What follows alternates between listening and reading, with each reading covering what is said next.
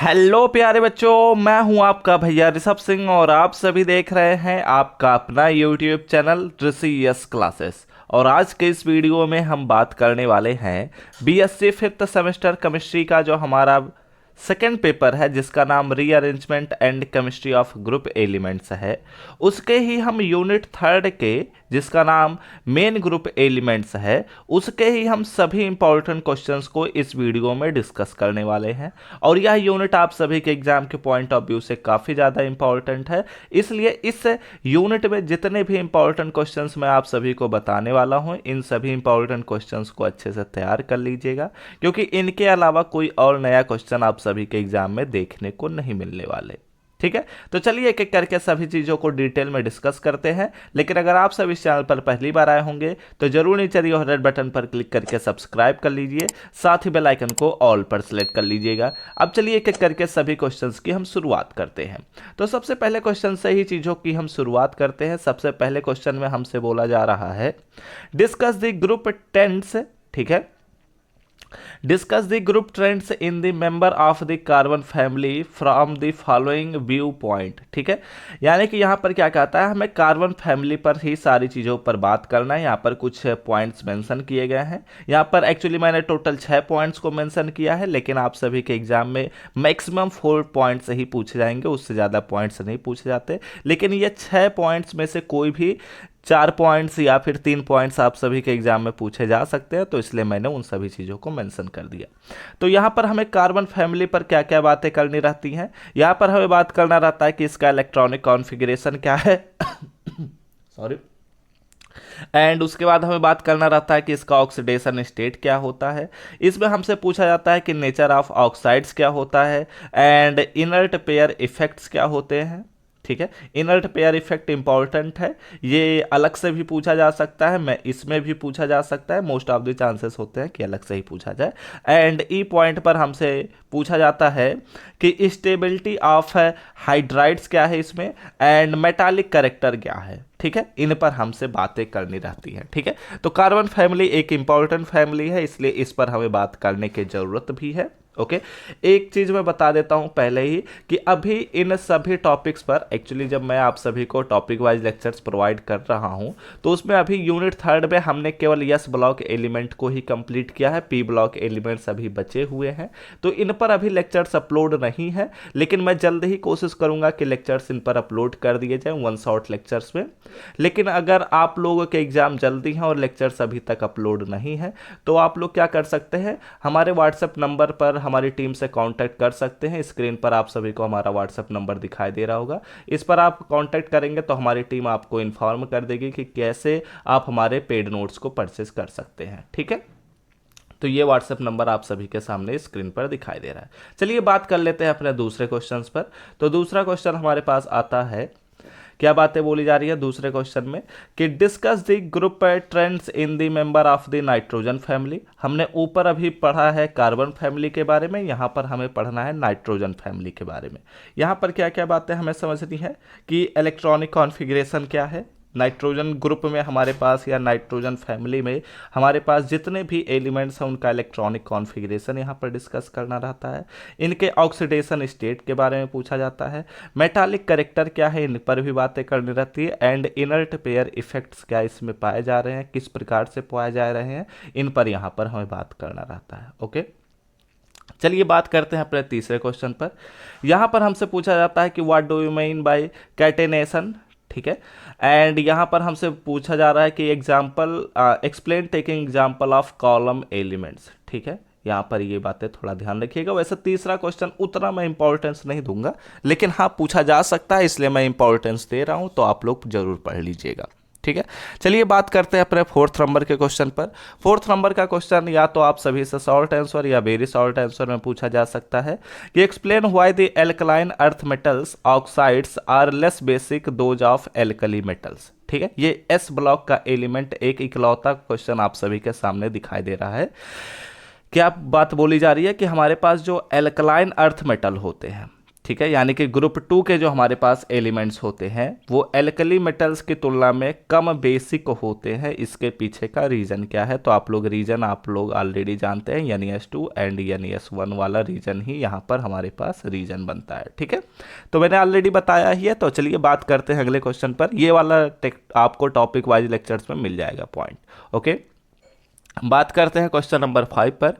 Y is SEF4 reactive while SEF6 जो होता है वह एक स्टेबल कंपाउंड है? इसके पीछे का रीजन हमें बताना है कि जो हमारे पास SEF4 होता है वो रिएक्टिव है, जबकि SEF6 जो होता है वो स्टेबल होता है। इसके पीछे का क्या रीजन है? ठीक है, तो आइए बात करते हैं क्वेश्चन नंबर 6 पर। क्वेश्चन नंबर 6 में हमसे पूछा जा रहा है कि एक्सप्लेन व्हाई, वही सेम पॉइंट हमारे पास आ रहा है। एक्चुअली सेम क्वेश्चन ही यहाँ पर रिपीट हुआ है कि हमारे पास जो एल्कलाइन अर्थ मेटल्स होते हैं वो एल्कली मेटल्स की तुलना में कम बेसिक होते हैं। इसके पीछे का रीजन क्या है? ठीक है, यहाँ पर क्वेश्चन नंबर 7 में हमसे मेंशन किया जा रहा है कि TL हमारे पास जो 1 होता है, ठीक है, यानी कि oxidation state 1 compound are more stable than TL3 compound. ठीक है, इसके पीछे का क्या रीजन है? ये एक्चुअली ये जो मैं क्वेश्चन इसमें ये वाला क्वेश्चन जो मेंशन किया हूँ ये इंपॉर्टेंट है। ये वेरी शॉर्ट आंसर में पूछा जाएगा, यानी कि 2-3 नंबर का ही क्वेश्चन यहाँ पर ये बनेगा। ठीक है, बात करते हैं अपने क्वेश्चन नंबर 8 पर। ये आप सभी से शॉर्ट आंसर में देखने को मिल सकता है कि right short notes on the following. ठीक है, फ्लोराइड्स ऑफ जेनॉन पर हमें टिप्पणी लिखना है। इंटर हैलोजन कंपाउंड्स क्या होते हैं इनके बारे में यहाँ पर डिस्कस करना रहेगा। स्ट्रक्चर ऑफ डाइबोरेन क्या है, स्ट्रक्चर ऑफ बोराजीन क्या है, हाइड्राजीन के बारे में भी यहाँ पर डिस्कस करना है। ठीक है, तो ये 5 पॉइंट्स हैं, लेकिन पांचों पॉइंट्स आते नहीं हैं। अगर आप सभी के एग्जाम में 3 पॉइंट्स मेंशन किए जा रहे हैं तो उसमें बोला जाएगा कि right short notes on any 2 of the following. ठीक है, यानी कि किसी 2 ही पर ही बात करना रहेगा, लेकिन ये पांचों पॉइंट्स में से कोई भी 2 पॉइंट्स आपको मेंशन करने पड़ सकते हैं, इसलिए मैंने पांचों पॉइंट्स को यहाँ पर मेंशन कर दिया है। ठीक है, ओके चलिए बात करते हैं अपने अगले क्वेश्चन पर। यहाँ पर हमारे पास एक अच्छा क्वेश्चन बनता है कि how is diborane prepared in the laboratory. ठीक है, प्रयोगशाला में आप डाइबोरेन को कैसे फॉर्म करते हैं इसके बारे में यहाँ पर पूछा जा सकता है। ओके, चलिए बात करते हैं अपने अगले क्वेश्चन पर। एंड इसी में ही क्वेश्चन नंबर 9 में एक पॉइंट मेंशन किया जा रहा है कि properties and structure of diborane क्या होता है, यह भी हमसे पूछा जा सकता है। ठीक है, वैसे एक चीज मैं मेंशन कर दे रहा हूँ पहले ही कि हो सकता है ये दोनों ही क्वेश्चन अलग अलग पूछ लिए जाएं। ठीक है, तो जरूर नहीं है कि दोनों साथ ही आपको पढ़ने हैं, लेकिन पढ़ने जरूरी हैं क्योंकि हो सकता है इसी को ही लॉन्ग आंसर में मेंशन कर दिया जाए, तब क्या करेंगे। ठीक है, and properties and structure of diborane तो इंपॉर्टेंट की कैटेगरी में रखा ही गया है। ठीक है, अब बात करते हैं अपने अगले क्वेश्चन पर। हमारे पास क्वेश्चन नंबर 10 में बोला जा रहा है कि give preparation properties and structure of borazine. ठीक है, हम बोराजीन का कैसे फॉर्मेशन करते हैं, प्रिपरेशन करते हैं, इसके क्या क्या प्रॉपर्टीज है एंड साथ ही साथ इसके स्ट्रक्चर पर भी बात करना है। ठीक है, अगर इसके प्रॉपर्टीज के बारे में बोला जा रहा है ओके तो 2-3 फिजिकल प्रॉपर्टीज मेंशन कर सकते हैं, 2-3 केमिकल प्रॉपर्टीज मेंशन कर दीजिएगा और फिर हो जाएगा आपका काम। ओके, लेकिन अगर स्पेसिफिक नेम से पूछा जा रहा है कि बोराजीन के इन प्रॉपर्टीज पर बात करिए तो आपको उन्हीं प्रॉपर्टीज को ही मेंशन करना है। ठीक है, लेकिन अगर आप भूल जाते हैं उस समय तो जो भी प्रॉपर्टीज आप पढ़े हैं केवल उन्हीं प्रॉपर्टीज पर ही बात कर लीजिएगा। ओके, एंड इसी में बोला जा रहा है कि why is it called as inorganic benzene. ठीक है, जो हमारे पास बोराजीन होता है उसे हम इनऑर्गेनिक बेंजीन क्यों कहते हैं, इसके पीछे का भी रीजन बताना है।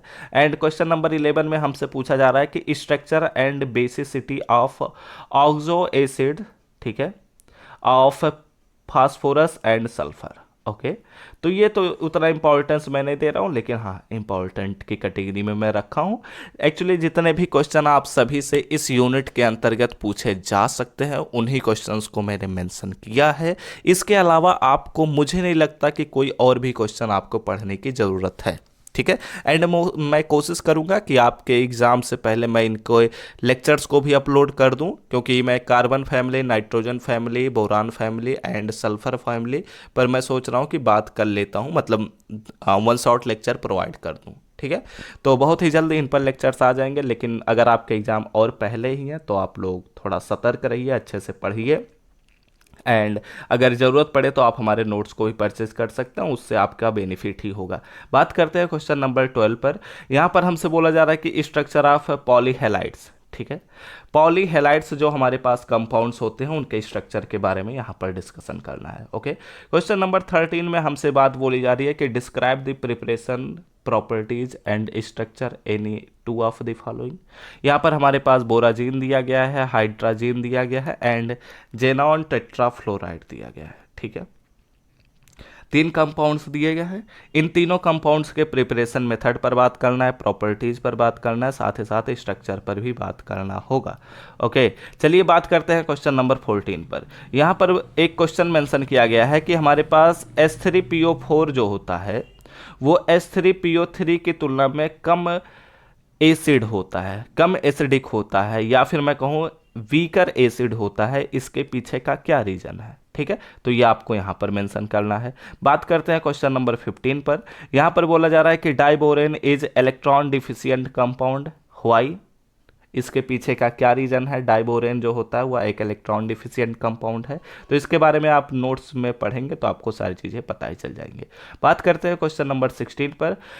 Discuss the structure of the xenon fluorides, ठीक है। यहाँ पर हमारे पास कुछ जेनॉन फ्लोराइड्स आप सभी के स्क्रीन पर दिखाई दे रहे हैं, जैसे कि XeF2, XeF4 एंड XeF6 हमारे पास दिए गए हैं, ठीक है। तो इनके हमारे पास स्ट्रक्चर पूछ लिए जाते हैं। ये स्ट्रक्चर या तो आपको शॉर्ट आंसर में पूछा जाएगा, हाँ ठीक है, शॉर्ट आंसर में ही पूछ लिया जाएगा।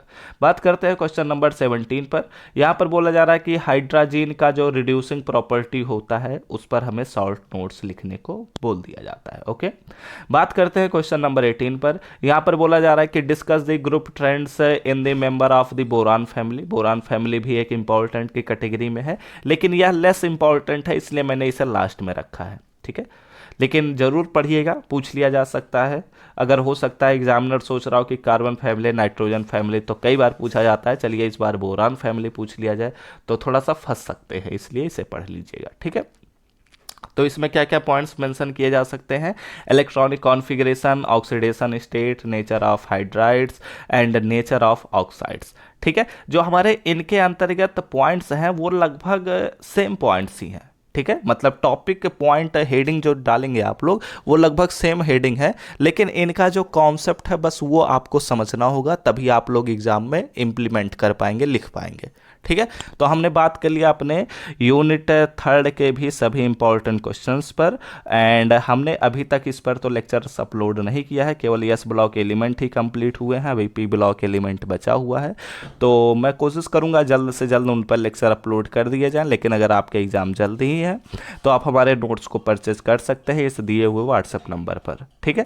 तो चलिए इस वीडियो को यहीं पर हम समाप्त करता हूँ। उम्मीद करता हूँ ये पॉइंट आपको समझ में आ चुके होंगे कि कौन कौन से इंपॉर्टेंट क्वेश्चन आप सभी को अपने एग्जाम के पॉइंट ऑफ व्यू से पढ़ने जरूरी हैं। ओके, तो उम्मीद करता हूँ सारी चीज़ें समझ में आ चुकी होंगी। वीडियो अच्छा लगा हो तो लाइक करिएगा, साथ ही साथ कमेंट करके ज़रूर बताइएगा कि आप सभी की तैयारी कितनी बेहतर बन चुकी है, एंड सब्सक्राइब करने के साथ बेल आइकन को जरूर ऑल पर सेलेक्ट कर लीजिएगा, क्योंकि हम आप सभी की तैयारी को बेहतर बनाने के लिए रेगुलर बेसिस पर क्लासेस को अपलोड करते रहते हैं। तो हम सब मिलते हैं अपने नेक्स्ट लेक्चर में, तब तक पढ़ते रहिए, संघर्ष करते रहिए और सफल होते रहिए।